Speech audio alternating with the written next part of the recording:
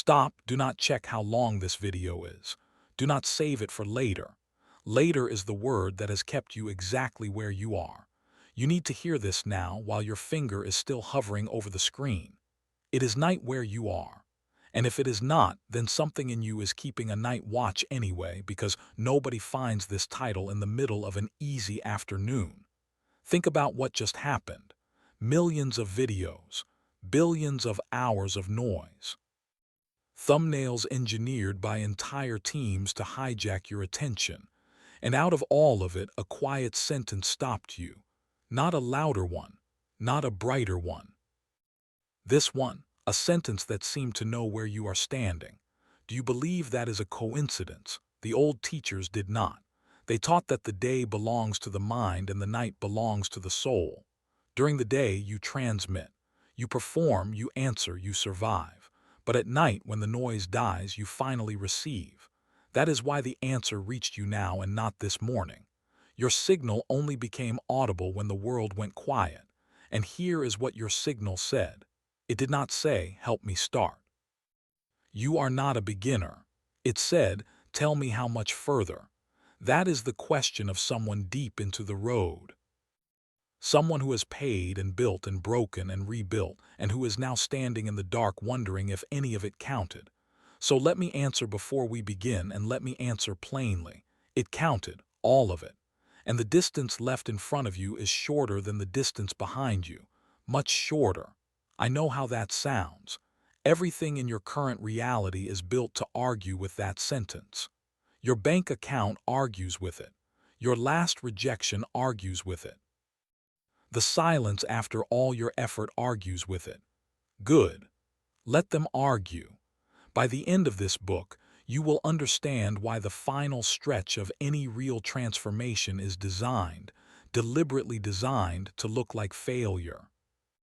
Why the night is engineered to grow darker right before it breaks, and why the majority turn around at the exact coordinates where the breakthrough was waiting for them. Here is the road ahead.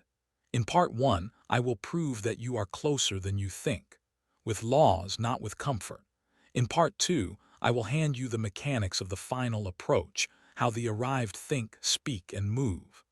And in part 3, we cross, and you will learn what waits on the other side of the door and what it costs to walk through it. But I warn you, once you know how close you are, quitting stops being an option you can live with. This knowledge closes the exits behind you. If this book reached you tonight, you are closer than you think. The crossing begins now. Before we take the first step, do one thing. In the comments, write 3 words: I am close, not for me, for the record.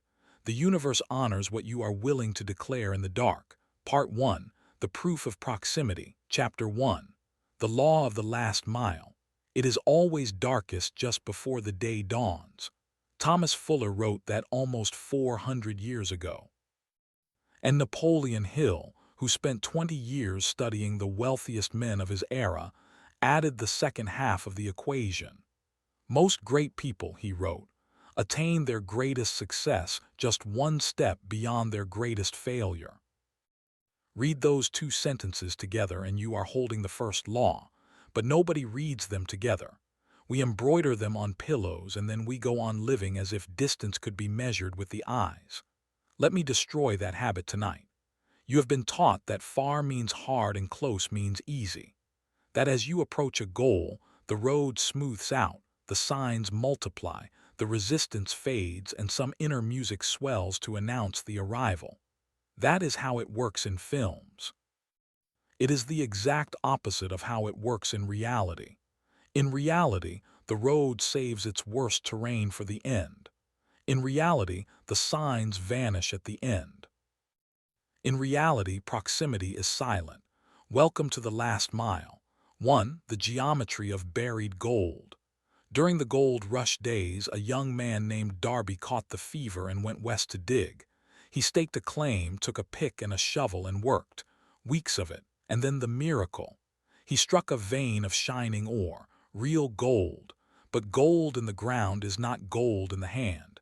He needed machinery. So he covered the mine, went home, told his relatives and a few neighbors what he had found, and they raised the money together. He bought the drills, returned, and sent the first car of ore to the smelter. The returns came back and confirmed everything. The Darbys were sitting on one of the richest mines in Colorado. A few more cars of that ore would clear the debts. After that, pure profit. So the drills went down again, hungrier this time, and the vein of gold disappeared. They drilled on, desperately, trying to pick up the thread of the vein again. Nothing. Rock. Silence.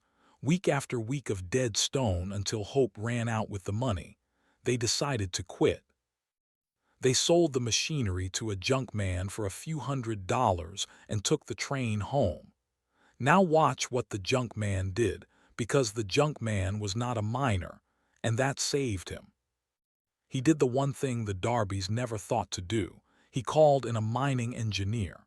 The engineer studied the site, made his calculations, and delivered a verdict that should be carved over the door of every human being who has ever wanted to give up. The project had failed, he said, because the owners did not understand fault lines. The vein had not vanished. It had shifted.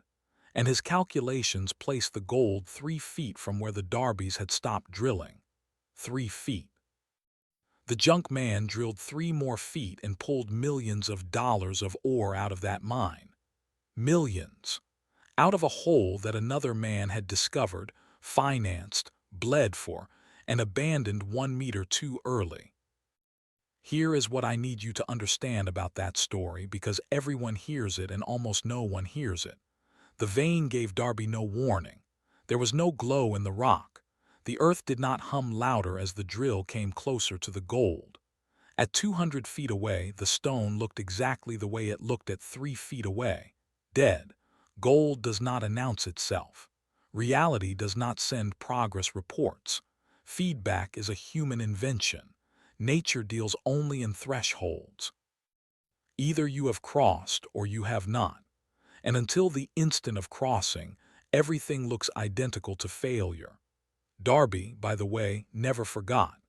He went on to sell life insurance, millions of dollars of it, and when people asked how he could hear the word no 100 times in a week and keep smiling, he gave the same answer for the rest of his life.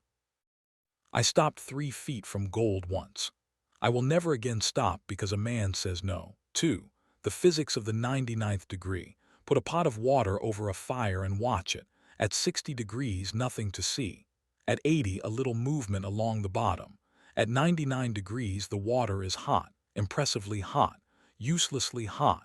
It has absorbed hours of fire, and what does it have to show for it? It sits in the pot. It looks almost exactly the way it looked when you began.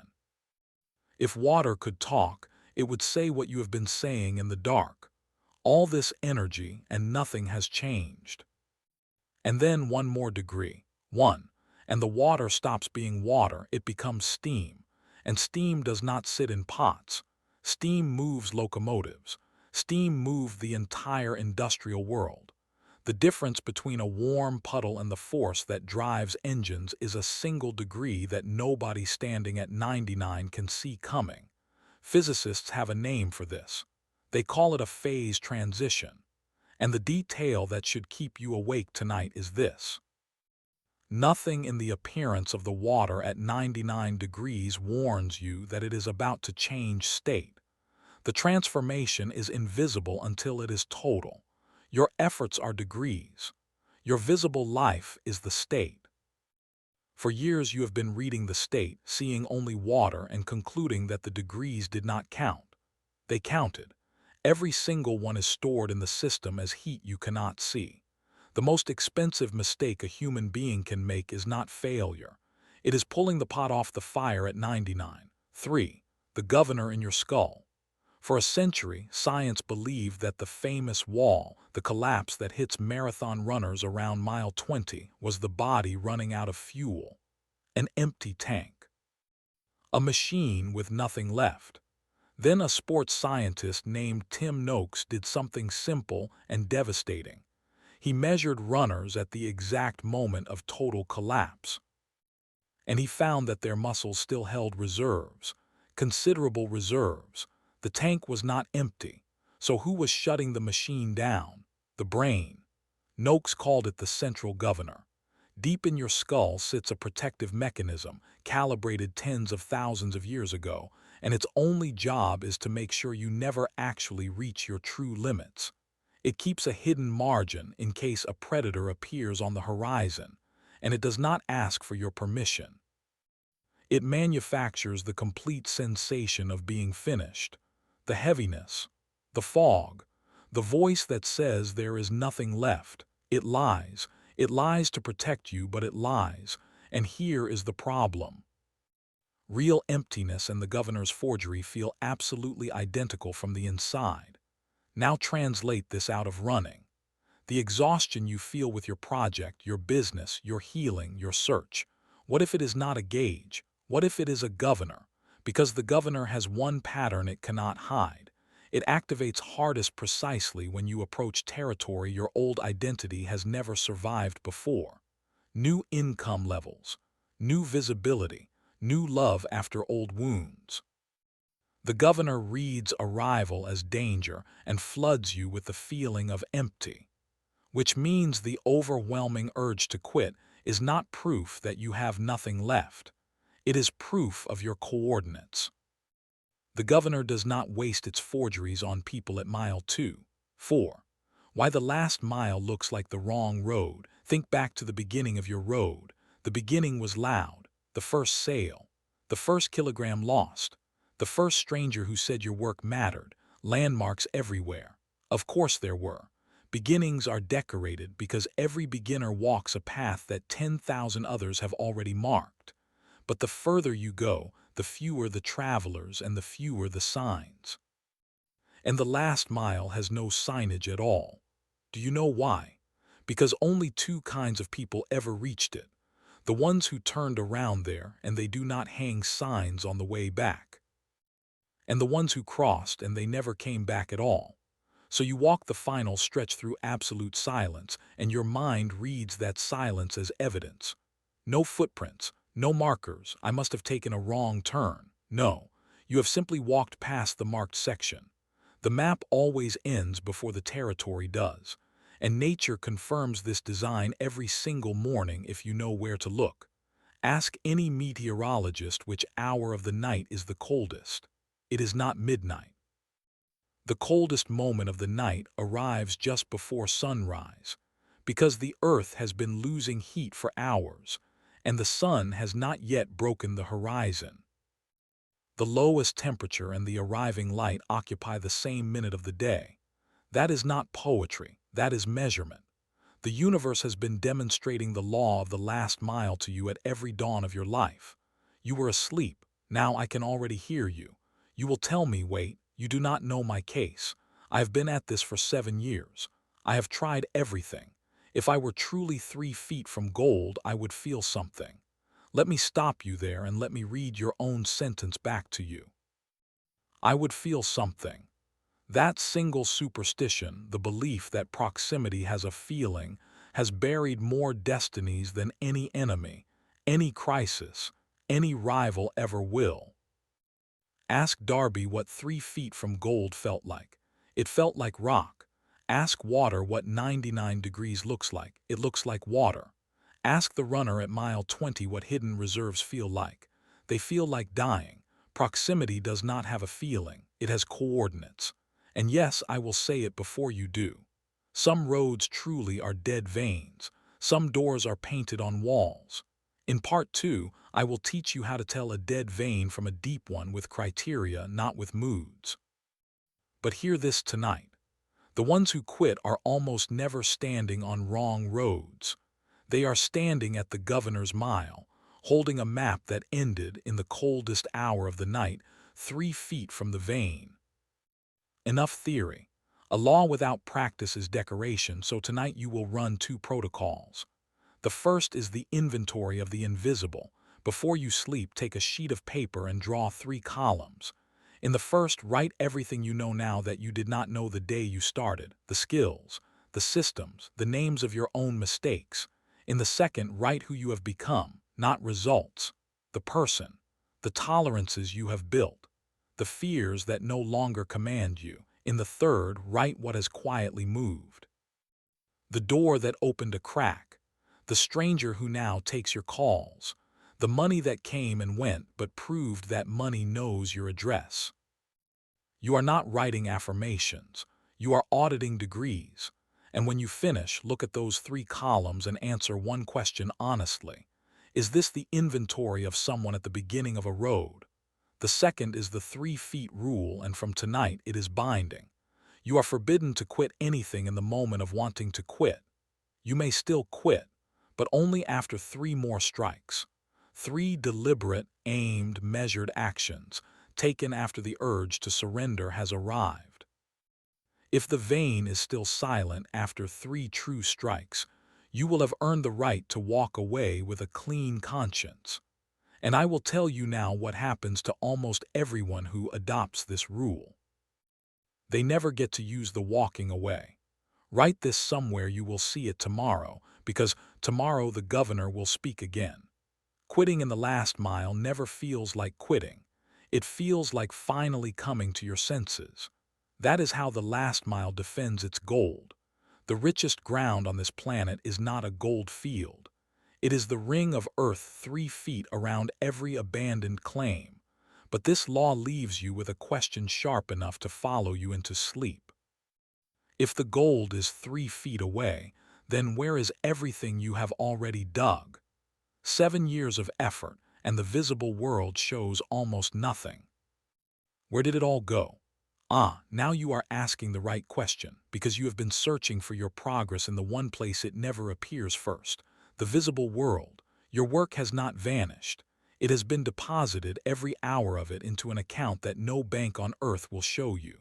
Where that account lives, how to read its balance, and why it always pays out all at once instead of in installments. That is the second law, the law of invisible accumulation. Chapter 2. The law of invisible accumulation. Nature does not hurry, yet everything is accomplished. Lao Tzu said that, and the modern world has spent 2,000 years pretending he was talking about scenery. And the Apostle Paul, writing to the Galatians, gave the same law a warning label. Let us not grow weary in doing good, for in due season we shall reap if we do not lose heart. In due season, not on demand, not in installments, in due season. Tonight you are going to learn where your 7 years went, and I promise you they did not go where you think. Welcome to the invisible ledger. 1. The bamboo's secret. There is a species of bamboo in the East that has humiliated more impatient men than any stock market. You plant the seed, you water it, you tend the soil, and for the first year nothing breaks the surface. Not a shoot, not a blade, nothing. You water it through the second year, nothing. The third year, nothing. The fourth year, and by now your neighbors have stopped asking politely and started asking with pity. Still nothing. Bare dirt and a person kneeling beside it with a watering can looking like a fool. And then in the fifth year the bamboo breaks the ground, and in a matter of weeks, it climbs toward 90 feet. An entire tower of living wood, taller than a house, in less time than it takes most people to return an email. So answer me this. Did the bamboo grow in 6 weeks, or did it grow for 5 years? You already know. For 5 years the plant was building underground. Mile after mile of root system, a hidden network wide enough and deep enough to feed a 90-foot tower when the moment came. Because here is what the impatient never understand. If the bamboo shot up in the first season on shallow roots, the first strong wind would snap it. The 5 silent years were not a delay of the growth. The 5 silent years were the growth. The part above the soil is not the achievement. It is the announcement. Now look at your bare dirt. Look at the years you have spent kneeling beside your goal with a watering can while the neighbors pitied you. And ask yourself the forbidden question. What if nothing was wrong? What if you were never behind schedule? What if you have been root building this entire time and the only thing you ever lacked was a way to see underground? 2.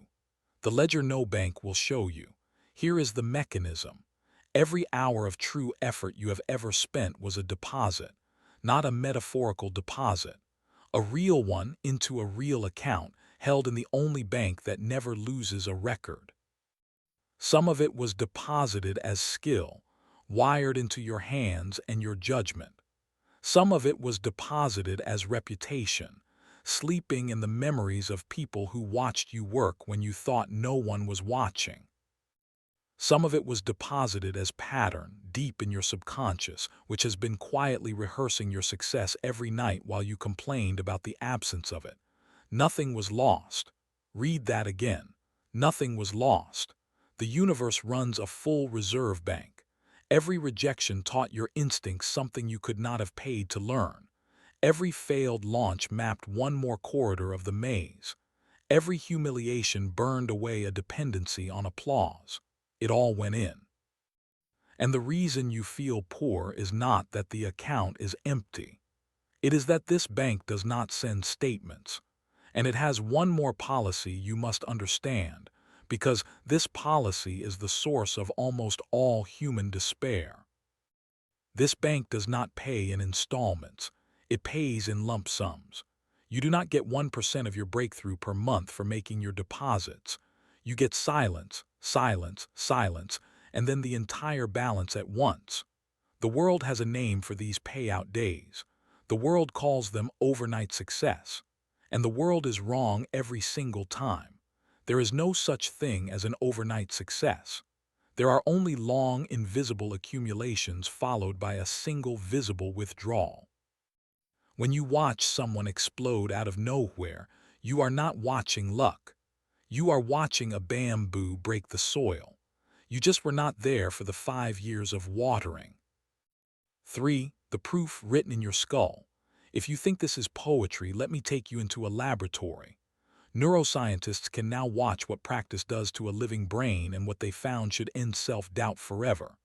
Every time you repeat an action, a thought, a skill, the brain wraps the nerve fibers involved in a substance called myelin, layer upon layer of it like insulation around a wire. More myelin, faster signal, greater mastery. This is physical matter. It is weight. It occupies space inside your head, and it is built one repetition at a time, whether or not the outside world applauds, which means something staggering. Every hour you have spent on your craft physically rebuilt your brain. You are not the same nervous system that started this road. The person who began 7 years ago could not do what you can do half asleep today. The deposits are not spiritual bookkeeping. They are anatomy.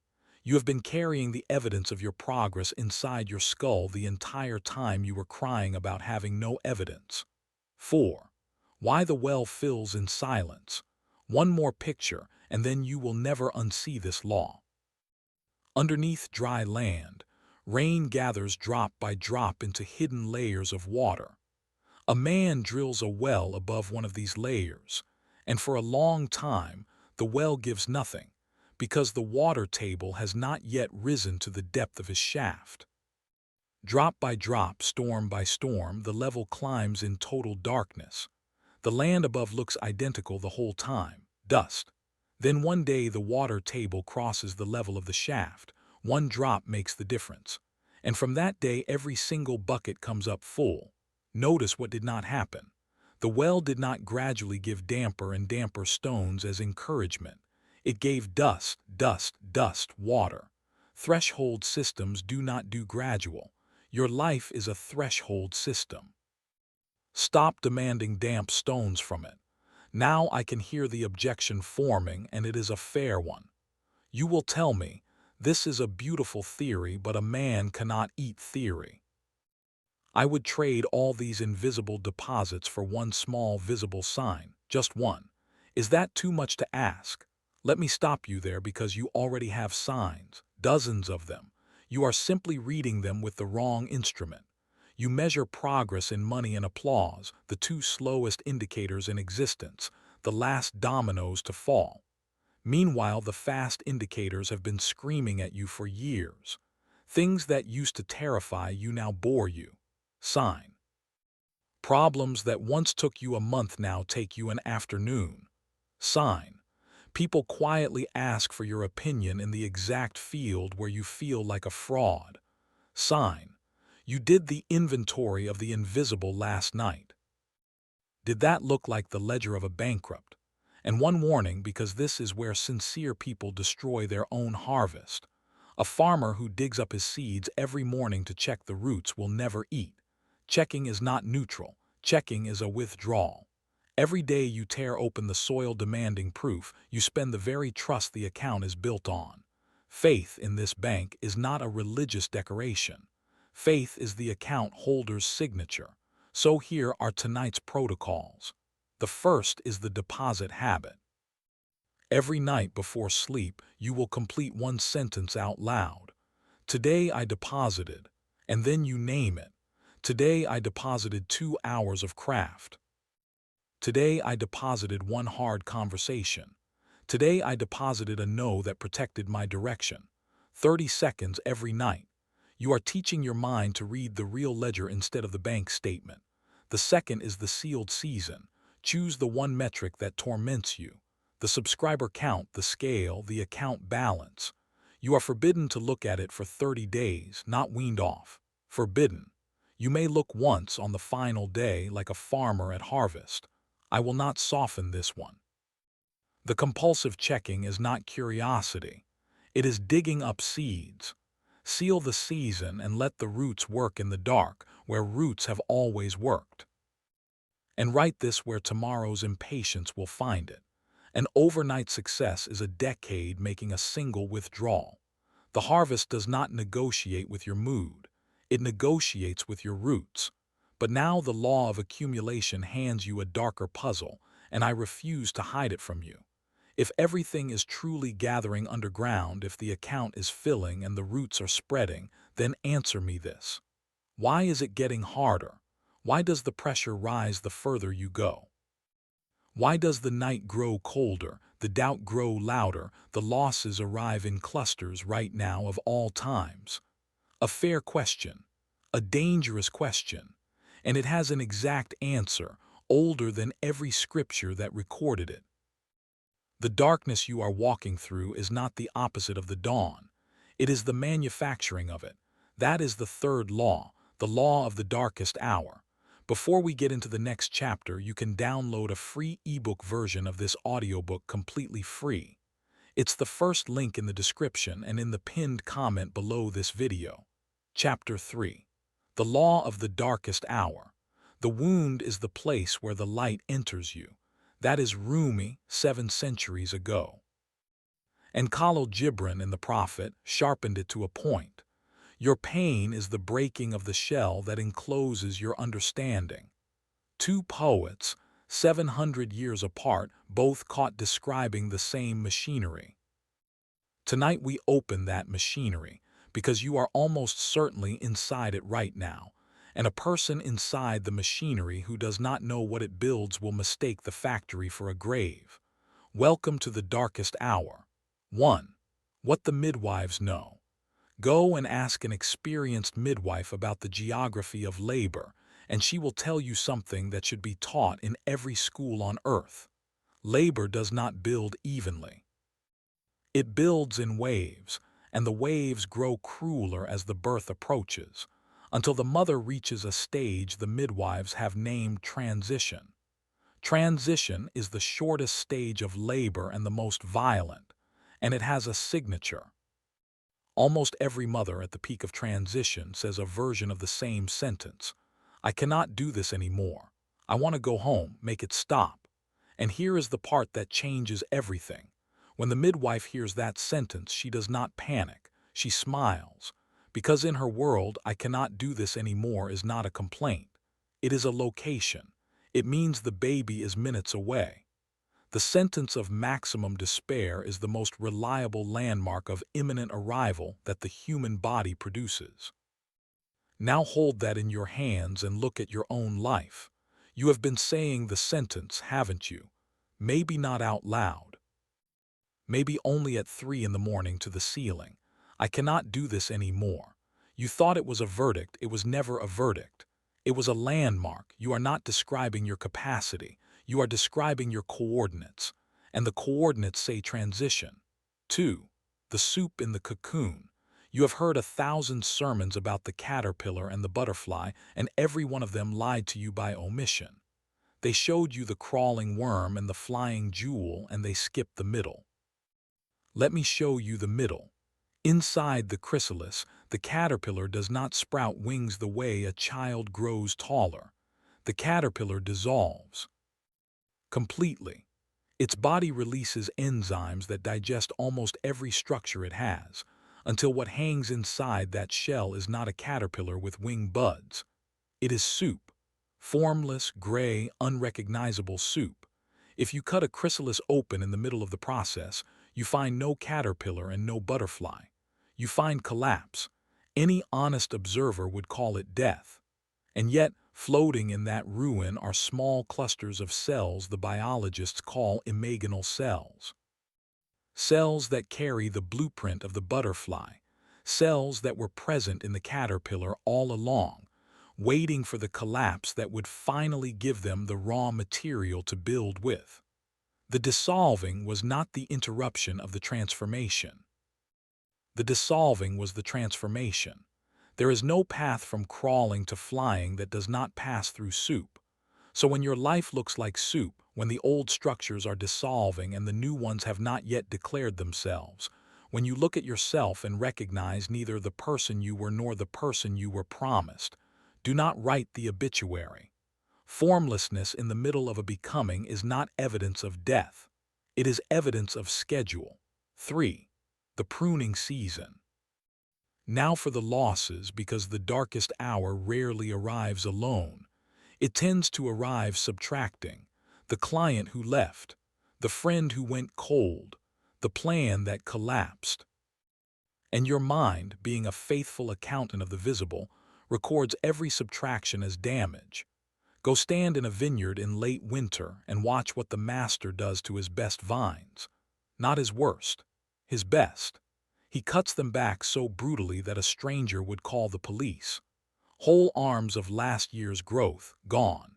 And if you asked him why he mutilates the very plants he expects the most from, he would tell you what every grower has known for 10,000 years. A vine left to keep everything will spend itself on wood and leaves and produce a thin, sour crop. The cutting is not punishment. The cutting is concentration.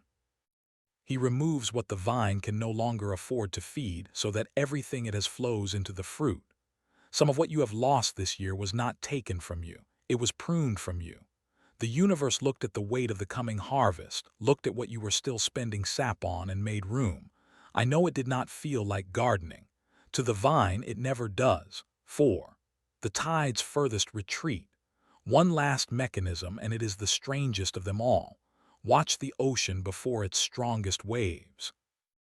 In the moments before a great swell arrives, the sea does something that terrifies those who do not understand it and instructs those who do. It withdraws. It pulls back further than it has pulled back all day, exposing wet sand and stranded shells, retreating as if the ocean itself were abandoning the shore. The uninformed look at that retreat and see the water leaving forever. The informed look at that retreat and start moving to high ground because they know the law. The sea only draws back that far when it is gathering something enormous. Resources behave like water. Attention behaves like water. Opportunity behaves like water. And sometimes, right before the wave of your life, everything recedes at once. The account empties, the phone goes silent, the shore of your life stands exposed and dripping. Learn to read that hour correctly. Total withdrawal is not the ocean quitting. Very often, it is the ocean loading. Now, the objection. And this time I will say it for you because it is the most honest objection in this entire book. You will tell me this is a dangerous philosophy. If every disaster can be renamed a darkest hour, then nothing is ever truly failing, and a fool can bleed to death while chanting that the dawn is near. How do I tell the difference between the darkness before birth and the darkness of a road that is simply dead? That question deserves a real answer, so take this one and keep it. Labor pain and injury pain are not the same pain. Labor comes in waves, and between the waves something progresses. Injury is constant, and between its peaks nothing moves. So examine your darkness. Inside it, are you still learning? Between the blows, do doors still open a crack? Do skills still sharpen? Does the inventory of the invisible still grow? Then it is labor. Wave pain with movement between the waves is birth. But if the pain is flat, if months pass and nothing progresses, nothing deepens, nothing is learned, and the only thing sustaining the road is your fear of admitting an error, that is not a darkest hour. That is an injury. Labor delivers. Injury just drains. One more mark to separate them, and it never fails. Birth darkness makes you more of who you are. Dead roads make you less. Tonight's protocol is the midwife question, and it is one sentence long. The next time the pressure peaks, the next time your chest tightens with the old despair, you will stop, breathe once, and ask out loud, what is trying to be born here that could not be born in comfort? Do not rush the answer. Just ask it every single time. You will be astonished how quickly pain organizes itself once it is treated as labor instead of punishment. And keep this line for the cold hours. When you hear yourself say, I cannot do this anymore, learn to hear it the way the midwives do. Not as an ending, as an address. Part 2, The Mechanics of Arrival, Chapter 4. The Law of the Unlocked Door. Argue for your limitations, and sure enough, they are yours. Richard Bach wrote that. And Marcus Aurelius, ruling the known world from a war tent, wrote its companion. The impediment to action advances action. What stands in the way becomes the way. Part 1 of this book proved that you are close. It proved that everything counted and that the pain is positional. But knowledge of position is not arrival. Between you and the other side stands a door. And I am about to tell you the scandal of Part 2, the sentence that will offend you before it frees you. The door was never locked. Welcome to the unlocked door. 1. The cell that beat the great Houdini. Harry Houdini spent a career proving that no lock on earth could hold him. Handcuffs, straitjackets, bank vaults, prison cells across 2 continents. Give him a few minutes alone with any mechanism and he walked free. It became a ritual. A town would challenge him, lock him in their proudest jail, and Houdini would emerge, smiling, before the crowd finished its coffee. Until one small town. The story goes that they locked him in their cell, and Houdini went to work as always. A minute passed. 5. He tried every pick he carried and every trick he knew. 10 minutes, nothing. The lock would not surrender. Half an hour, and the great Houdini, the man no prison could hold, was sweating through his shirt. An hour in, exhausted, defeated for the first time in his life, he leaned against the door, and it swung open. It had never been locked. The jailers, whether by mischief or by accident, had simply closed it. And every tool, every technique, every ounce of genius Houdini possessed was useless against that door for one reason. All of his skill was aimed at a lock that existed only in his assumption. The door was not holding Houdini. Houdini was holding Houdini. He never checked the one thing he was certain of. Now stand in front of your own doors. The career door, the love door, the healing door. The door of the thing you have wanted so long that wanting it has become part of your name. And answer honestly, when did you last actually press the handle? Not think about the door, not study the door, not tell your friends how locked the door is. Press. The handle, too. The rope that holds the elephant.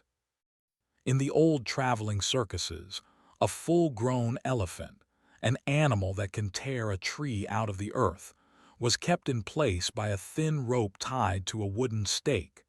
Any tourist could see the absurdity. One lean of that animal's shoulder and the stake would fly. Yet the elephant stood there, night after night, held by almost nothing. The trainers knew the secret, and the secret is the saddest sentence in this book. When the elephant was a baby, they tied it with the same rope. The baby pulled and cried and pulled, and the rope held because the baby was small. Hundreds of attempts, hundreds of failures, until one day the baby stopped pulling. Not because the rope was strong, but because the elephant had finished its education. The animal grew into a giant. The conclusion did not grow with it. Psychology confirmed this in laboratories and gave it a name: learned helplessness. The researcher Martin Seligman showed that once a living being learns that its efforts do not matter, it stops trying, even when everything changes, even when the exit stands wide open. The prisoners do not test the door again. Why would they? They already know it is locked. They learned it back when it was true. Here is the question that should keep you up tonight. Which of your ropes were measured against the child you were, the beginner you were, the broke and unskilled and unconnected version of you that no longer exists? You have been pulling with the memory of old muscles. The rope has not held you in years. It is being held by you in that loyal, obedient grip, the grip of a giant honoring the conclusions of a baby. 3. The audit of painted doors. So let us take inventory, because assumed locks have a vocabulary, and once you hear it, you can never unhear it. People like me do not get opportunities like that. Lock. It takes 10 years and connections I do not have. Lock. They would never say yes to someone at my level. Lock. I would need permission, credentials, capital, and invitation. Lock, lock, lock, lock. Now do something almost no one ever does with these sentences. Ask each one for its receipt. Where did you buy this belief? Who sold it to you? What evidence did the vendor actually show you at the time of sale? Trace them, and you will find the most embarrassing supply chain in your life. This one came from a teacher who was bitter. This one came from a parent who was frightened and was, in fairness, describing their world, not yours. This one came from a single rejection a decade ago, one closed door from which you confidently mapped an entire locked city. You are navigating your one life using surveys conducted by the wounded in a country that no longer exists. 4. The handle turns from the inside. And now the mechanics, because the doors of the last mile share a design flaw with the doors of every shop you have ever embarrassed yourself in front of. They open the other way. You have seen it 100 times. A person pushing harder and harder on a door marked pull, rattling it, convinced it is locked while the whole cafe watches. The door was open. The force was wrong. In the beginning of any road, force is the answer. Push, grind, hammer. But the final doors, the big ones, do not respond to more pushing. They respond to the simple, terrifyingly light actions that pride has been avoiding for years. The ask, the application actually submitted, the price actually named, the work actually published, the call actually made, the forgiveness actually spoken. Each one takes 5 minutes and feels heavier than 5 years of grinding, which is exactly how you know it is a handle and not a wall. Walls demand effort. Handles demand exposure. That is the toll, not sweat. Vulnerability. Now the objection, and it is a strong one, so give me your best version of it. You will tell me this is naive. Some locks are real. There are gates with actual gatekeepers, industries that require actual capital, rooms that require actual invitations. Not every barrier is imaginary, and pretending otherwise is a child's philosophy. Granted, fully granted, real locks exist. But now answer my question. In your specific life, standing before your specific doors, how do you currently tell the real locks from the painted ones? You do not. Nobody does from a distance. There is exactly one instrument on earth that distinguishes a locked door from a closed one, and that instrument is the pressed handle. Which means the audit cannot be done in your head. It can only be done with your hand. And I will tell you what those who finally run the audit discover, almost without exception. The gatekeeper was guarding an open gate. The invitation-only room accepts people who simply walk in carrying value. And the handful of doors that turn out to be truly locked, those are now visible, named, and workable, instead of hiding in a fog of assumptions alongside 40 doors that were open the entire time. Tonight's protocols, then. The first is the handle test. Write down 3 doors you have privately declared locked for at least a year. This week, not this month, this week, you will press each handle exactly once. Send the one email, ask the one price, submit the one application, make the one call. You are not committing to walk through. You are committing to touch the handle and report what actually happens as a scientist, not a beggar. The second is the receipt demand. Take your single most expensive belief, the one that has cost you the most years, and put it on trial tonight. Write it at the top of a page. Underneath, answer 3 questions in ink. Who sold me this? What evidence did they show? Would that evidence convict anyone in a fair court today? Read your verdict out loud. Case by case, this is how a giant remembers its size. And carry this line to the doors with you. Houdini was beaten by a door that was never locked. Most of us are held not by our chains, but by our certainty that the chains exist. But a warning before you go pressing handles, because there is a variable I have hidden from you until now. Doors do not only read force and direction. Doors read identity. 2 people can press the same handle on the same morning, and for one it turns, and for the other it seems welded shut, and the difference is not luck and it is not timing. The door is checking something. What it checks, and how to become the person it opens for, that is the 5th law. The Law of the Arrived One, Chapter 5. The Law of the Arrived One. An assumption, though false if persisted in, will harden into fact. Neville Goddard taught that in the middle of the last century, and he compressed his entire teaching into 4 words that sound like nothing and contain everything. Live in the end, not toward the end, in it. Tonight you learn the difference, because the difference is the hinge of the door. Welcome to the identity of the arrived. 1.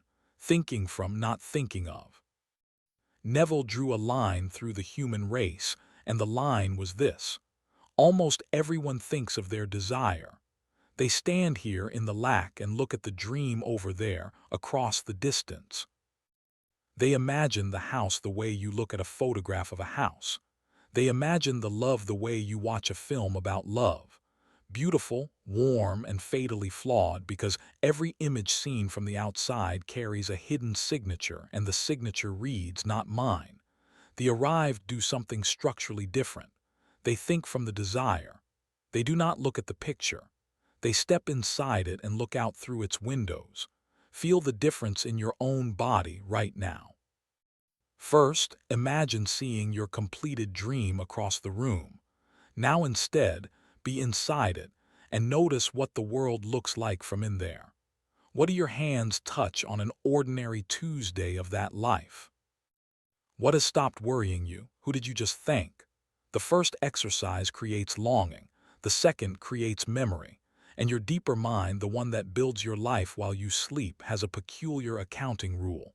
It does not file longings. It files memories, and then it arranges the world to agree with the files. 2. The mind that cannot check sources. Here is why the technique is not wishful thinking but engineering. Your deeper mind has no fact-checking department. It does not audit where an experience came from. It measures only 2 things: vividness and repetition.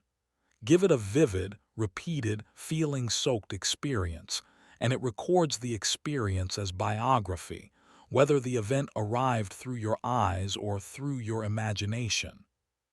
This is why a person can sweat and tremble from a nightmare about a tiger that was never in the room. The body obeyed the image, not the facts. The projector did not care that the film was fiction.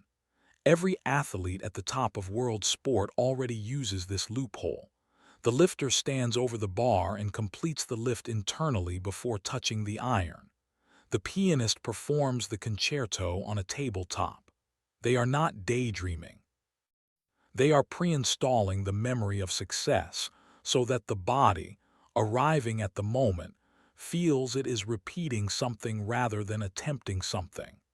And a nervous system that believes it is repeating does not shake.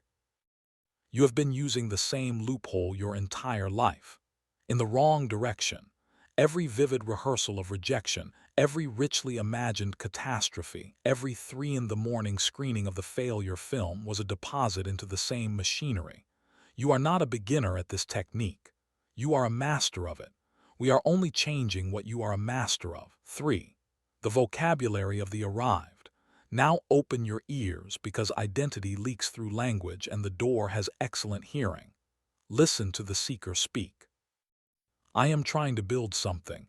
Hopefully next year. I am waiting to hear back. Someday, if it works out, fingers crossed. Every phrase measures a distance. Every phrase files the desire under elsewhere. Now listen to the arrived and notice that they are not louder, they are simply located differently. I am building it. It is coming together. I am in the middle of it. The pieces are arriving. The same facts, the same bank account, the same inbox, and an entirely different address. The seeker speaks from outside the life. The arrived speaks from inside it, even while the paint is still wet. So run the audit on your own mouth. For one full day tomorrow, catch every distance word, every hopefully, every someday, every we will see. You do not need to fight them. Just correct the address out loud immediately. Not I hope this works. Instead, I am watching this work. Small correction, different postal code.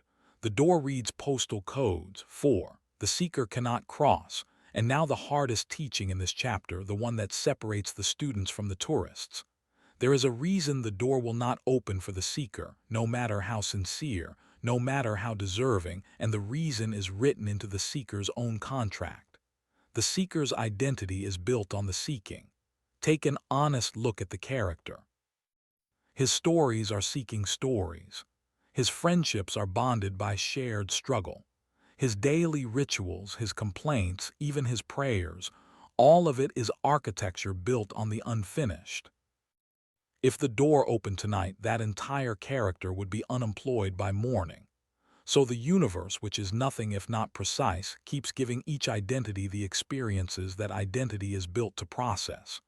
To the seeker, it faithfully delivers more seeking, not as punishment, as service. You ask to be a seeker and the order keeps shipping, which means the final approach involves a kind of death, and it is honest to name it. At the threshold, the seeker is not upgraded. The seeker is retired. You must be willing to lose the sympathy, the struggle stories, the identity of the one who almost, and stand in the strange, weightless silence of a person who has nothing left to seek. That silence frightens people more than failure does. Cross it anyway. The objection now, because I can feel it burning. You will tell me this is organized self-deception. My rent is real. My diagnosis is real. My empty inbox is real. You are asking me to lie to myself in a nicer voice. Let me stop you there and introduce you to an architect. She stands on a cracked, weed-choked lot, littered with rusted fencing, and she says calmly, here stands a 20-story tower. Is she lying? Check her statement against the visible facts and she is delusional. And yet in 3 years the tower stands, precisely because she spoke from the finished blueprint while standing in the weeds. Here is the clean line between delusion and decree, so memorize it. Delusion denies the present facts. Decree does not deny them. Decree simply refuses them tenure. The architect sees every weed. She just knows the weeds are temporary staff. You are not asked to lie about the rent. You are asked to stop granting the rent a permanent position in your identity. Tonight's protocols. The first is the final scene. Choose one specific scene that could only exist after your crossing, not a montage.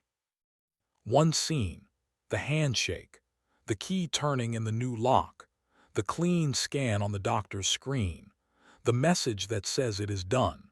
Tonight, in bed, in the drowsy minutes before sleep when the deeper mind leaves its door unlocked, live that scene from the inside for 5 minutes.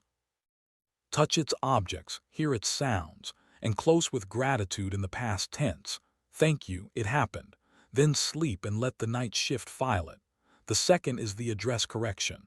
One day of full vocabulary audit as described. Every distance word caught and corrected out loud. One day. Then notice how strange and then how natural the new address feels. And take the closer with you. Doors read identity the way locks read keys. Become the person who lives on the other side, and the door will mistake you for someone already inside.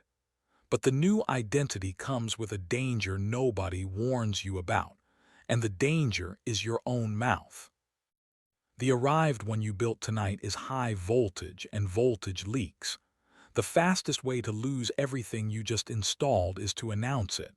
Why the telling drains the doing, what the old mystery schools knew about sealed lips and the strange laboratory finding that proved them right a century later. That is the sixth law, the law of the silent approach. Chapter 6. The law of the silent approach. To know, to will, to dare, to keep silent. 4 verbs, carved into the oldest schools of wisdom as the 4 powers of the Sphinx, the complete equipment of anyone who intends to change reality. And the book of Ecclesiastes, never one to waste words, counted the same coin from the other side. There is a time to keep silence and a time to speak. Notice which one comes first. Tonight you learn why the last mile is walked with sealed lips, and why the most dangerous predator of your dream is not an enemy, not a rival, not the economy. It is your own announcement. Welcome to the silent approach. 1. The boiler and the valve. Return with me to physics because the mystics were doing thermodynamics before the word existed. Every intention you hold, every plan, every vision of the crossing generates pressure. Real, motive pressure. The inner steam that is supposed to drive the piston of action through the resistance of the world. The entire game of manifestation is a game of accumulating that pressure until it exceeds the inertia of matter. Build, build, build, break through, but the system has a valve, and the valve is your mouth. Watch what actually happens when you announce a plan. You tell your friend, I am going to write the book. I am starting the business. This is the year. And your friend, loving you, does exactly the worst possible thing. He congratulates you. His eyes warm with respect. For a moment, you are treated as the author of the unwritten book, the founder of the unbuilt company. And your nervous system, flooded with that warm recognition, does its quiet accounting and arrives at a catastrophic conclusion. Reward received. It cannot tell the difference between applause for the deed and applause for the description of the deed. The pressure that was supposed to drive years of work just left through the valve, disguised as a pleasant conversation. You walk home lighter. That lightness is the leak. And this is not mysticism anymore. A researcher named Peter Gallwitzer ran the experiments a century after the occultists closed their lodges. People who announced their identity goals to others became measurably less likely to complete them, and more damning, they reported feeling closer to the finished identity after the announcement, having done nothing. The telling was booked as partial attainment. Science, arriving late as usual, confirmed the first commandment of the old schools. The talking is not neutral, the talking is spending. 2. Seeds do not germinate on the table. Now the second mechanism, gentler and more dangerous. Even if your own vessel held perfectly, announcement exposes the work to other people's weather. And here is the truth about the people around you, spoken without cruelty. Every person you tell is holding a photograph of who you used to be. They are not evil, they are archivists. And when you describe the person you are becoming, they check the description against the photograph, and the photograph always wins. And they let you know with a raised eyebrow, a practical concern, a joke. You starting a company. You leaving him, you healthy. Understand what stage your dream is in when you feel the urge to share it. It is a seed, and a seed has exactly one requirement that outranks all others: darkness. Bury a seed and it builds a root system. Dig it up each day to show the neighbors and pass it around the table and let everyone hold it to the light and give opinions, and you will own the most discussed dead seed in the village. There is a stage where feedback is water and we will reach it. But in the germination stage, other people's eyes are not water. They are weather. And a seed on the table survives neither the frost of their doubt nor, and hear this clearly, the heat of their enthusiasm, because premature celebration opens your valve just as efficiently as premature criticism closes your heart. 3. The photograph campaign. Go one level deeper and the silence becomes strategy. Because the archive does not just doubt you, it campaigns. Every environment organizes itself around the identities of its members, the way a mobile hangs balanced from its strings. Change your weight and every other piece must move. The people around you feel that pull in their bodies before they could ever name it, and without malice, without meetings, without conspiracy, they begin voting for the old you. Inviting you back to the old habits, reminiscing at the exact moments you are reaching forward, needing you, urgently, on the very evenings you set aside for the work. The announced crossing gives this campaign a target and a schedule. The silent crossing gives it nothing. By the time the environment notices the change has roots and the mobile must simply rebalance around a fact. This is not deception. You owe no one a live broadcast of your becoming. The butterfly does not send the caterpillars a construction timeline. It closes the door, does the work, and lets the wings make the announcement. 4. The archer's draw. And if you need one image to carry all of this, take the oldest one. An arrow has no engine. Every meter of its flight is purchased in advance. In the silence of the draw, in that trembling, gathered stillness where the archer holds the full weight of the bow and adds one more inch, and one more, while nothing at all appears to be happening. Now imagine an archer who, at 3/4 draw, turns to the crowd to describe how far the arrow will fly. The fingers loosen with the words, the string slips. The arrow flops into the grass at his feet and the crowd looks away, embarrassed. He did not lack strength. He did not lack skill. He spoke during the draw. You are at full draw right now. That trembling you feel is not weakness. It is stored flight. Hold. The silence is the draw. Now the objection, and it is the modern one. You will tell me every book on habits says the opposite. Tell everyone, they say. Make yourself accountable. Publicity is commitment. Are all the coaches wrong? Let me stop you there and hand you the missing distinction because it untangles the whole knot. There are two completely different acts hiding inside the word telling. The first is announcing an identity. I am becoming an author. That is valve opening, reward stealing, seed exposing. Forbidden. The second is reporting an action to a single person with skin in the game. I will send you 2 finished chapters by Friday, and if I do not, you have my permission to hold me to it. That is not a leak. That is a fitting. One operator, chosen for spine rather than warmth, receiving action reports, never identity announcements. The crowd gets silence. The operator gets deadlines. The universe gets the pressure intact. Tonight's protocol is the 30-day seal. Choose the crossing you are currently making and seal it. For 30 days, no announcements. Not to your mother, not to your best friend, not to the internet. If you must, appoint one operator under the rules I just gave you. And because the urge to tell will rise in your chest like steam, you will give it one permitted exit, a private page. When the pressure to share becomes unbearable, you write it there. Everything you were about to say, in full, and you seal the page too.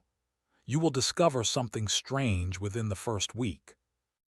Written and sealed, the urge is satisfied and the pressure stays in the boiler. Tell the page, starve the valve, and carry the closer like a coin in your pocket. Announce the harvest, never the seed. Let them find out the way a town finds out about the dawn, by the light itself. But silence, for all its power, only conserves your force. It does not shrink your cargo. And the next law is a measuring law, the strictest in the book, because the door at the end of the last mile has fixed dimensions, and I have watched people arrive at it silent, charged, identity gleaming, and still not fit through. What must be left at the threshold? What cannot cross no matter how you carry it? And the animal that starves with its hand around the very thing that traps it. That is the seventh law, the law of the narrow door, chapter 7. The law of the narrow door. Enter through the narrow gate. 2,000 years old that instruction, and still the least obeyed sentence in Scripture. And Lao Tzu from the other end of the earth explained the mechanism behind it.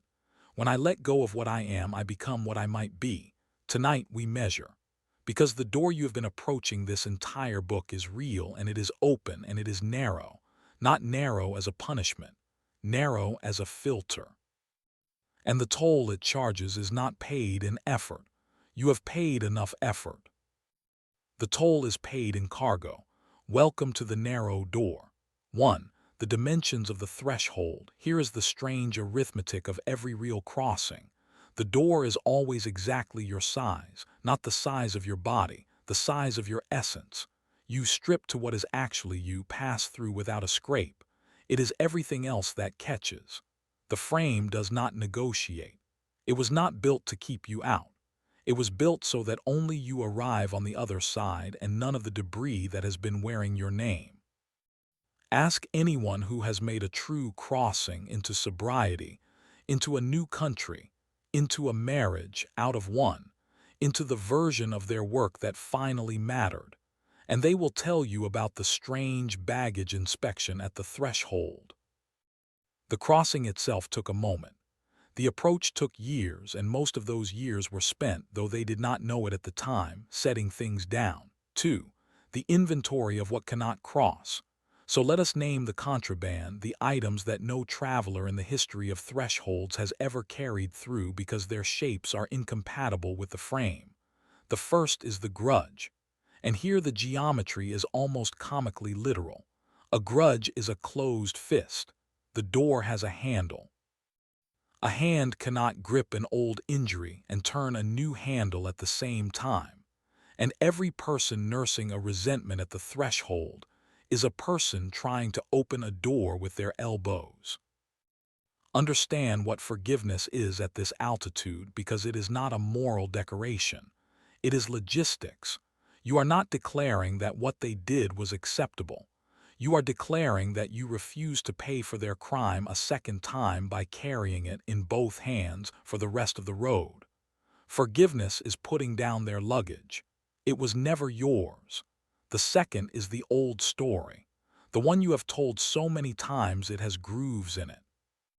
What was done to you, what was denied you, how far back you started, why it has been harder for you. Every word of it may be true. That was never the question. The question is architectural. That story has a load-bearing wall, and the wall is your smallness. You cannot carry a certified document proving you are the one it never works for through a door that only admits the one it worked for. One of them stays outside. Choose. And the third is the heaviest and the strangest. The identity of the one who struggles. Sit with this one because it hides. There are people, good people, brave people, who cannot afford to arrive, because arrival would bankrupt them socially and spiritually. Their friendships are struggle friendships. Their conversations are struggle conversations. Their sense of virtue, their membership in their circle, their very interestingness, all of it is collateralized by the fight. For them, the other side of the door is not a paradise. It is an identity crisis with better furniture. And so, at the threshold with the handle in reach, they discover an urgent reason to stay in the corridor where everyone knows their name. The door did not stop them. The dues did. 3. The monkey and the gourd. In the Old East, they caught monkeys with a method so simple it is almost a parable pretending to be a trap. A hollowed gourd chained to a stake, with a hole cut in the side just wide enough for a monkey's open hand. Inside the gourd, a fistful of rice. The monkey comes in the night, slides its hand in, grips the rice, and discovers that a fistful of rice does not fit back through a hole sized for an open hand. And then the monkey does the thing that fills the trapper's larder. It holds on. It shrieks, it pulls, it panics, it exhausts itself against the chain of its own grip, and in the morning the trapper walks up unhurried to an animal held prisoner by nothing. Read the trap's blueprint carefully. No lock, no cage, no net. At every second of that long night, the monkey was one open hand away from the trees. The trap was built entirely out of the victim's refusal to release, and its genius is that the prisoner experiences the grip as protecting the treasure, when the grip is the entire prison. Now, slowly, look down at your own hands. What is the rice? What are you gripping so hard that you cannot leave the gourd, telling yourself the whole time that you are the one holding it? The job that pays just enough to keep you from your work. The relationship kept alive by fear of the empty room. The old plan, dead for years, still clutched because releasing it would mean admitting the years. The grievance whose warmth you have mistaken for company. You are closer than you think. You have been this whole book, and some of you are reading it with your hand in a gourd. 4. What the summit teaches. If you want to see this law practiced by people whose lives depend on it, look up. On the great mountains, climbers spend weeks hauling gear to the high camps. Tents, ropes, stoves, oxygen, food, a small civilization carried on their backs because the approach demands it. And then comes the night before the summit push, and something almost ceremonial happens at the final camp. They put nearly all of it down. The summit is attempted with a fraction of what carried them there, because at that altitude, every gram is paid for in heartbeats, and the mountain's last pitch has a simple rule. What got you here will kill you there. Do not miss the mercy in that sentence. Nobody is saying the gear was foolish. The gear was essential for the 8,000 meters that are behind you. The hustle that built you, the armor that protected you, the vigilance, the proving, the grind. Honor all of it. It carried you to the last camp. And now it stays in the tent because the final pitch is climbed light and the door, remember, is exactly your size. Now the objection, and this one comes from the heart, so I will handle it with both hands. You will tell me you are asking me to abandon things I love. My loyalty, my history, the people who were there. If crossing means dropping everyone and everything, the price is too high, and honestly, it should be. Let me stop you there because you have confused the cargo with the passengers. The law of the narrow door has never once asked you to leave a person behind. It asks you to change where you carry them. There are people you carry in your heart, and the heart passes through every door ever made at any weight. And there are people and pasts and debts and stories that you have been carrying on your back, and the back is what catches in the frame. Set your father down from your back, and you will finally have free arms to embrace him. Drop the story of what she did, and you may discover you can keep the sister. The door has no quarrel with love. The door has a quarrel with luggage. Learn to tell them apart tonight because the sorting is the toll. So here are the protocols, and the second one is wait, so clear a quiet hour. The first is the threshold inventory. 1 page. Down the left side, list everything you are carrying toward your crossing. People, stories, grudges, habits, identities, plans, fears. Be thorough. The frame will inventory whatever you refuse to. Then beside each item, 1 letter. C, it crosses. S, it stays at the door. Do not agonize. Your hand already knows, and it will move faster than your excuses. The second is the open hand night, and it is done once, deliberately, this week. Choose the single heaviest S on your list and perform one physical, irreversible act of setting it down. Write the forgiveness letter and send it or burn it, both work. The hand only cares that it opened. Delete the archive you reread to hurt yourself. Give away the object that curates the old story. Resign in writing from the fight you have secretly retired from anyway. One item, one act. Your body needs to feel the release happen in the world of objects because the body is where the grip lives. And take the closer with you because there will be grief and the grief is allowed. The door was never too small. You were too full. And that sound behind you as you finally move, that heavy, terrible, wonderful sound is not something breaking. It is cargo meeting the ground, which means you are ready. Lighter than you have been in years, silent, charged, standing at the threshold with an open hand. And it is exactly here in the final meters at the worst possible moment that something is going to step out of the dark and block the way. It has been waiting for you this whole time. It knows your name, it knows your fears, and its timing is impeccable because its timing is the whole point. Who it is, why it only appears at thresholds, and how the brave walk past it with their knees shaking. Part 3 begins now. The Crossing, Part 3. The Crossing, Chapter 8. The Law of the Threshold Guardian. Where your fear is, there is your task. Carl Jung left us that compass. And Joseph Campbell, who spent a lifetime mapping every hero story humanity ever told, found the same figure standing in all of them at the same coordinates. The cave you fear to enter holds the treasure you seek. Every myth on this planet from every century and every continent agrees on one piece of architecture. Treasures have guardians. And the guardian does not patrol the whole road. He stands at the door, which means tonight's law is also a promise. If something enormous has just risen up to block you, congratulations. Guardians are not assigned to empty rooms. Welcome to the final exam. 1. The exam disguised as a disaster. Let me describe a week to you and you tell me if you recognize it. For months you have done everything this book teaches.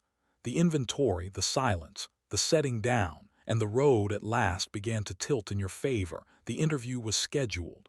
The launch date was set. The conversation that changes everything was finally on the calendar. And then, out of a clear sky, your life detonated. The illness arrived 2 days before the interview. The car died, the pipe burst. The oldest wound in your closest relationship reopened on the exact evening you needed to prepare.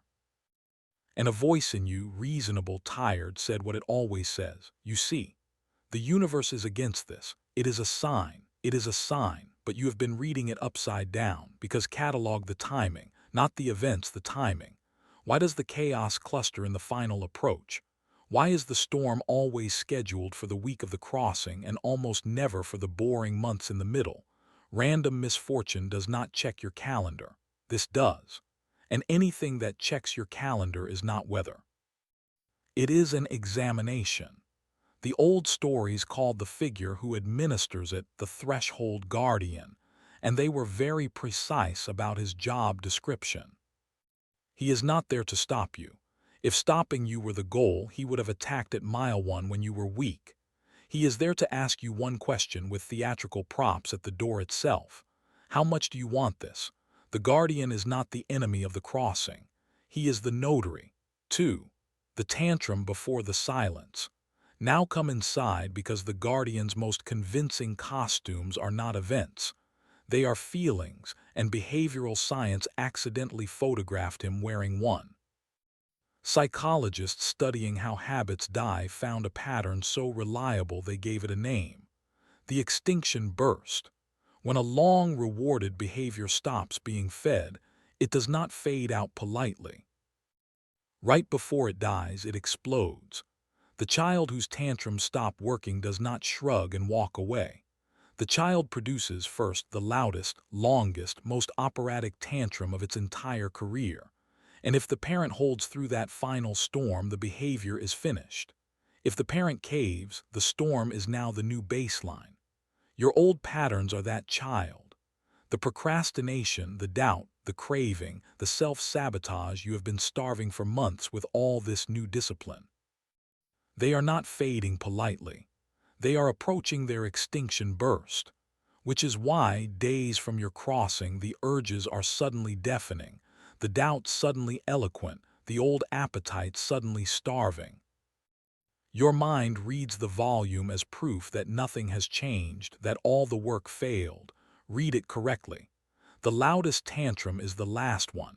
Systems scream like that only once at the end. The Guardian saves his best performance for closing night because there is no show tomorrow. 3. The counterfeit exits. But the Guardian is not only a monster. That is the beginner's mistake, watching for fangs. His senior costume is far better dressed because the Guardian's most effective weapon at the threshold is not terror. It is an exit sign. Watch for these in the final days. The sudden other opportunity, glittering, urgent, requiring you to abandon the crossing right now to seize it. The old flame who has not called in 2 years and calls tonight of all nights. The plausible emergency that only you can handle, which will only take a few months. Each one arrives with paperwork in order. Each one lets you leave the threshold while telling yourself a story of wisdom or duty or love, anything but the true name of the move, which is retreat. So install this rule of suspicion and let it offend you now so it can save you later. Anything that materializes within days of a scheduled crossing, demanding that the crossing be postponed, is a suspect. Not automatically guilty. Suspect. Real opportunities survive a short wait. Real duties can usually be met after Thursday. It is only the counterfeits that are always expiring tonight. 4. Naming the officer. And now, the sword for this fight, and it is smaller than you want and sharper than you expect. The Guardian's entire power supply is anonymity. As long as his productions are experienced as reality, as omens, as the universe saying no, he wins without resistance, because who fights the weather? The moment he is named, the theater lights come on and a monster under stage lights is an actor. So you will learn to name him out loud at the moment of contact. When the manufactured disaster lands, when the counterfeit exit glitters, when the extinction burst howls, you will stop, and you will say calmly, with something almost like courtesy, I see you. You are the border patrol of my old life. Thank you for confirming my coordinates. Stamp the passport. I am crossing. Say it exactly like that if you wish, or in your own words, but say it aloud, because the voice moves it from the weather into the theater. And then, and this is the entire secret of every brave person you have ever admired, you move. Immediately, before the mind can convene another committee. Count backward from 3 if you must, and on 1 your body is already in motion, hands shaking, voice cracking forward. Courage was never the absence of the shaking. Courage is a direction the shaking travels. The objection now, and it is the one this chapter must answer or it answers nothing. You will tell me this is the most dangerous teaching yet. Chapter 3 gave me a test for darkness, but this goes further. You are telling me that even disasters are green lights. What if the catastrophe really is a warning? What if I bulldoze through a genuine red light with your voice in my ear saying, Guardian, Guardian? Let me stop you there and hand you the litmus, because there is one, and it holds. Real closures and Guardian theater differ in texture, every time. A true no, a door the universe actually closes, arrives with a strange quality the mystics all reported, and you have felt at least once in your life. Quiet, heavy, sometimes sad but quiet, and followed by a peculiar peace, and usually by a redirection, another path becoming faintly visible even as this one fades. Guardian theater has the opposite texture. It is loud, urgent, panicked, and it points nowhere. It does not redirect you to a better road. It just screams stop, stay, back with no forwarding address. So test what stands in front of you. Peace and a side door mean providence. Panic and a dead end mean patrol. Real doors close quietly. Fake walls scream. 2 protocols tonight, and the first is a fence around your judgment. It is the 72-hour rule. From now on, in the final 72 hours before any scheduled crossing, You are forbidden to make major reversals. No cancellations, no pivots, no accepting glittering alternatives, no life decisions of any kind inside the window. Everything that arises gets written in a log with a timestamp and reviewed after the crossing. You will be astonished, reading that log a week later, at how many world-ending emergencies simply evaporated the moment they missed their audience. The second is the passport ritual, and it is the naming practiced until it is reflex. This week, choose one small feared action per day. 1. The email, the call, the ask. Stand before it, speak the address, I see you, stamp the passport, and move on the count of 1.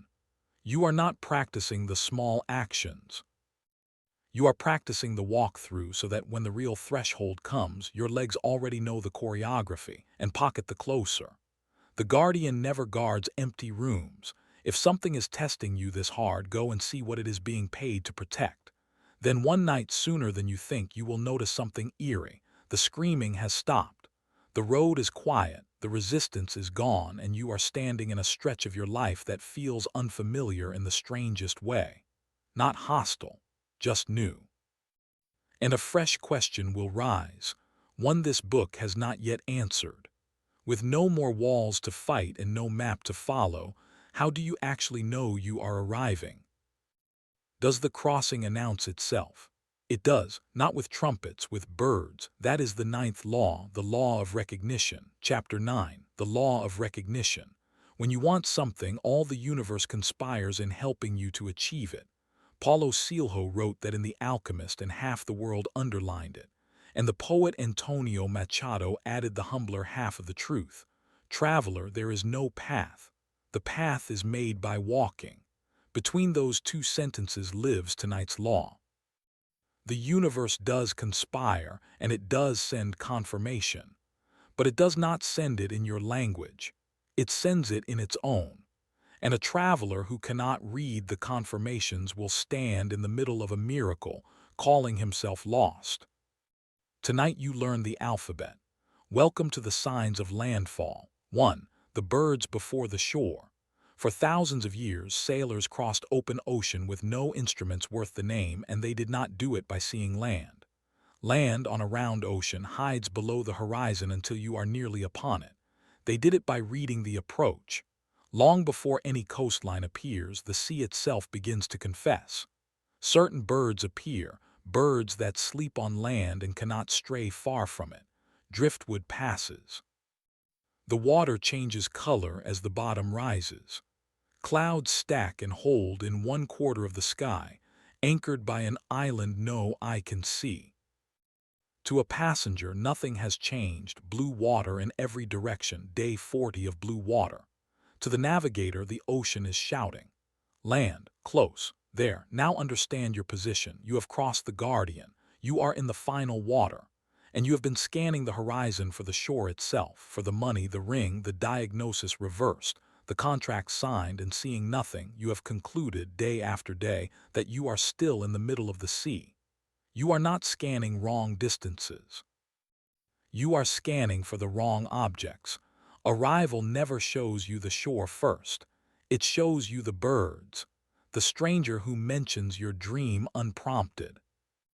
The yes that came too easily. The obstacle that dissolved before you finished dreading it. Small, flying, easy to dismiss things that cannot exist far from land. 2. Once, twice, 3 times. But one bird is just a bird, and here the law demands discipline because a hungry mind sees shores in every cloud. So borrow a rule from an unexpected authority. Ian Fleming, of all people, gave the world's intelligence services their folk theorem. Once is happenstance. Twice is coincidence. 3 times is enemy action. Strip out the enemy and keep the mathematics. Once is noise. Twice is interesting. 3 times from 3 unrelated sources inside a tight window is a pattern, and patterns are the universe's handwriting. This is how you separate revelation from wishful thinking. A single podcast mentioning your idea means nothing. The podcast, then the stranger at the dinner, then the book falling open, the same theme, 3 doors, 1 week, none of them aware of the others. That is a cluster. The old navigators never turned the ship for one bird either. They turned for the flock. 3. The tilt of the ground. The second confession, the final territory, makes is stranger, and you must be taught to notice it, because it hides inside your own efficiency. Near the door, the ground tilts. Things that took months begin taking days. Emails that once vanished into silence come back in an hour, warm. The skill that you bled for suddenly performs as if greased. Small actions start returning oversized results, a 5-minute conversation producing what 5 months of pushing never did.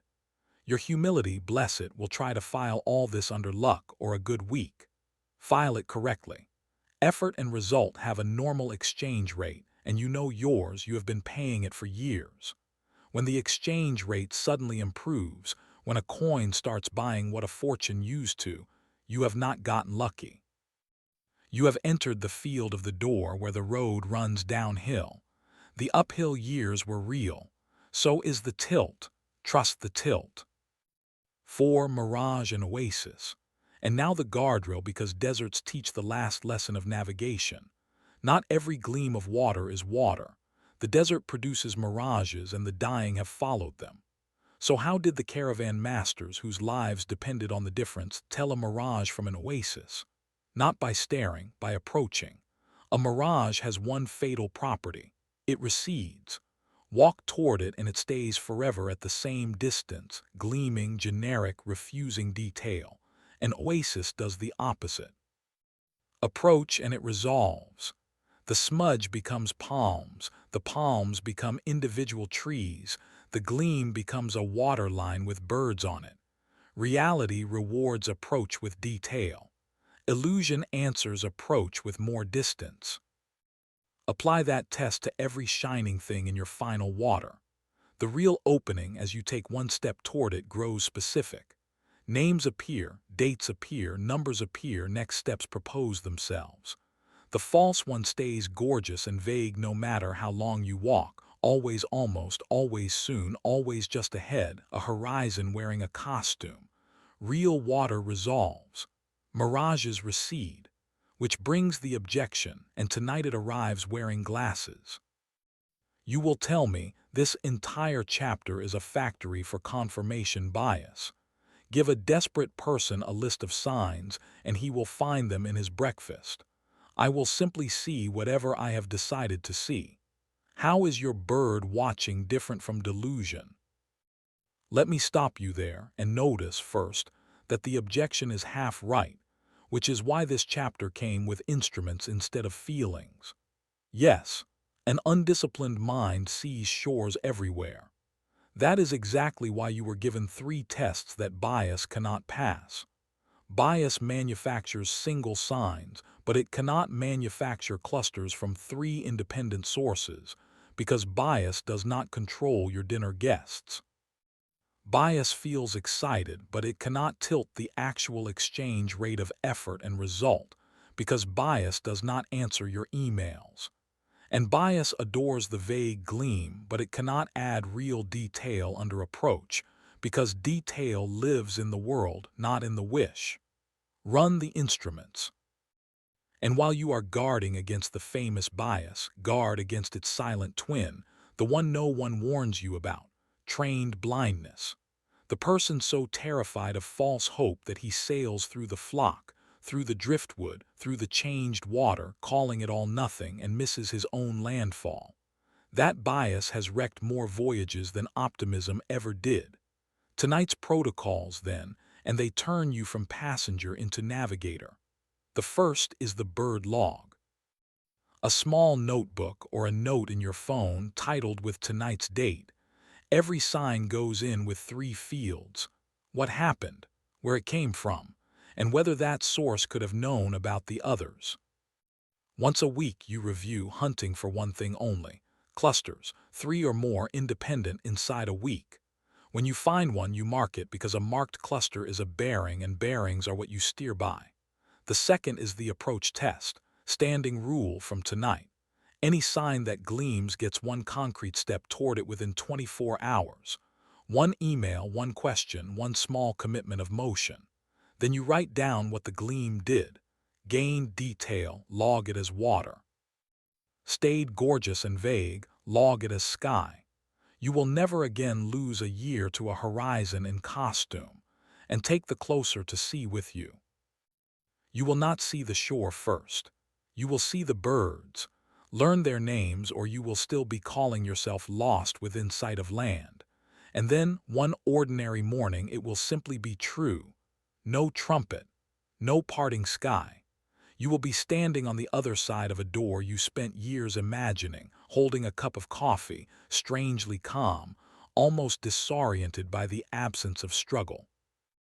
And precisely there, in the first quiet hours of the arrived life, waits the final danger, the one that has quietly undone more victors than the whole road behind you. What it is, and what the first morning demands of you, that is the 10th law. The Law of the First Morning, Chapter 10. The Law of the First Morning. The breeze at dawn has secrets to tell you. Don't go back to sleep. Rumi again, and notice that he wrote it for this exact morning, the one after the crossing. And Marcus Aurelius, waking in his war tent, gave the same hour its discipline. When you arise in the morning, think of what a precious privilege it is to be alive. You would think the book ends at the door. It does not, and the reason it does not is a statistic no one collects. More arrivals are undone in the first season, after the crossing, than crossings are stopped at the threshold. The road tested your endurance. The other side tests something else entirely. Tonight the last law, what to do when you win. Welcome to the first morning.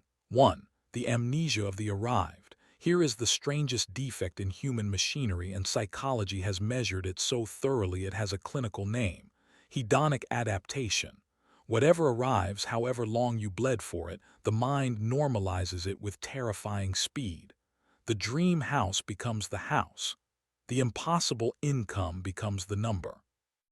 The healed body becomes, simply, the body, and within weeks the miracle is furniture. Researchers have watched it in every population they studied.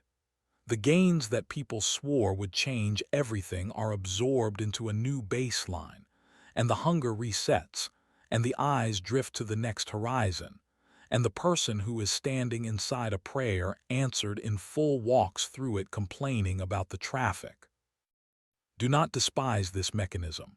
It is the same adaptation that once let your ancestors survive winters and losses, the mercy that dulls all pain by dulling all everything.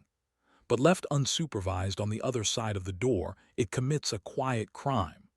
It steals the arrival, not the assets, the arrival, the felt fact of it. And a person who cannot feel that they arrived will conclude sincerely that they have not, and will pick the struggle back up out of sheer familiarity. You did not walk the last mile to have it confiscated by your own nervous system. So the first discipline of the arrived is not gratitude as a virtue. It is noticing as a defense. 2. The maintenance current, which brings us to gratitude, and I need to reintroduce you to it because the word has been ruined by greeting cards. At this altitude, gratitude is not politeness aimed at the sky. It is electricity. Remember the mechanics from the 5th law. Your deeper mind files vivid, feeling-soaked declarations as reality, and then arranges the world to agree with the files. Well, gratitude in the past tense is the purest such declaration that exists. Thank you, it happened, is a completed circuit. It informs the entire system that the state is arrival, and the system, obedient as ever, maintains what it is told is true. This is why every tradition on earth, without exception, placed thanksgiving at the center of its practice. Not because the divine is vain, because gratitude is the maintenance current of a crossed threshold. Doors do not stay open on hinges. They stay open on voltage. So the arrived keep a strange ledger, and you will keep one too. Each morning before the phone, 3 lines of evidence. Not affirmations, evidence. 3 things that are true this morning that the person of 5 years ago would have crossed a desert for. The bed you woke in, the skill in your hands, the name that no longer hurts to hear. Read them, feel one of them fully, and say the sentence. Thank you, it happened. 90 seconds. That is the current that keeps the door from swinging shut behind you. 3. Do not renovate the old cell. Now for the subtle danger, the one that wears the mask of loyalty. In the first season after a crossing, you will feel a strange gravitational pull back toward the corridor. Back toward the old conversations, the complaint circles, the war stories, the rooms where everyone still speaks the language of the struggle. And you will be tempted, out of love, out of humility, out of not wanting to seem changed, to move back in, to keep a bunk in the old cell, to lead every conversation with your scars so nobody feels left behind. Hear the distinction, because it is the whole art of the arrived. Visit the past, never reside there. Do you remember at the very beginning of this book the warning about the spiritual tourist, the one who visits sacred places and returns home unchanged? On the other side of the door, the danger reverses perfectly. Now you must become the tourist in your own past. Walk its streets with affection. Honor its monuments. Tell its stories briefly when they serve someone. And then leave before nightfall every time, because the past charges residents a rent that tourists never see. The identity of the one who struggles was cargo, and you set it down at the door. Do not mail yourself the boxes, for become a door. And now the final teaching, the one this whole book has been walking toward. There is a question that arrives on the first morning, usually quietly, somewhere behind the coffee.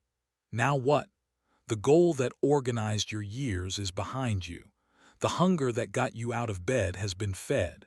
And nature, remember, abhors a vacuum. If you do not give the arrived life a function, the old machinery will helpfully manufacture a new lack to chase, and you will spend your victory rehearsing your poverty. Here is the function. Think back to the 4th section of the very first law. The last mile has no signage, and I told you why. The ones who turned around hang no signs, and the ones who crossed never come back. Tonight that sentence completes itself. You are now the exception it was waiting for. You crossed, and you remember in your bones the exact texture of the coldest hour, the governor's voice, the unmarked silence, the 3 feet of rock. Which means you now hold something rarer than the treasure. You hold the map of the dark. Somewhere behind you, at this very hour, someone is standing in their own last mile, saying the sentence to their ceiling, 3 feet from their vein, 1 cold hour from their dawn. You cannot cross for them, but you can be what the mile never had, a marker, a voice through the dark saying, keep drilling, I have been exactly where you are standing, and I am speaking to you from the other side. This is the deepest secret of the arrived, and every wisdom tradition buried it in plain sight. The door you walked through does not close behind you. It becomes you. The crossed become crossings. And the surest way to never lose what you found is to become the place where others find it. The objection, one last time, and tonight it is gentle. You will tell me, so it never actually ends. Another door, another corridor, another climb. Is that the reward? Maintenance and service forever. Let me stop you there softly, because you have almost understood, and the last step is a small one. Yes, there are further doors. Life is a corridor of them, and the laws you now hold will recycle at every octave. But you will never again walk a last mile the way you walked this one, because you will never again walk it as a beginner.